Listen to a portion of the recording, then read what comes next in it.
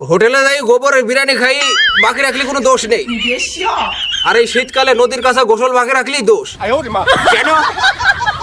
হোটেলের বাকি হাল খাতা করলেই শোধ হয়ে যায়, আর শীতকালের গোসলের বাকি গরমকালে হাল খাতা করলেই শোধ হবে না কেন? পেটের মধ্যে মনে হচ্ছে যে ট্যাং, মিসাইল আর বন্দুক দিয়ে যুদ্ধ হয়ে দেখেছে রে।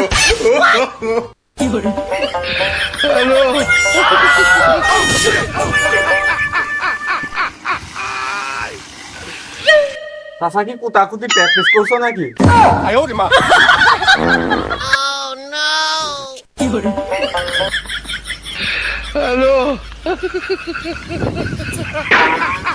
কেরামচ্চা, পুকুরে পায়খানা করার সময় যেমন করে পা দিয়ে মাটি হাসড়ায়, তুমিও তো সেরকম মাটি হাসড়াচ্ছ। তোমার কি টয়লেট পেয়েছে? ভাসছে, ডাইরে এমন করে চাপ দিচ্ছে মনে হচ্ছে টয়লেটে হাইটি না যাই বিমানে যেতে পারলে ভালো হতো।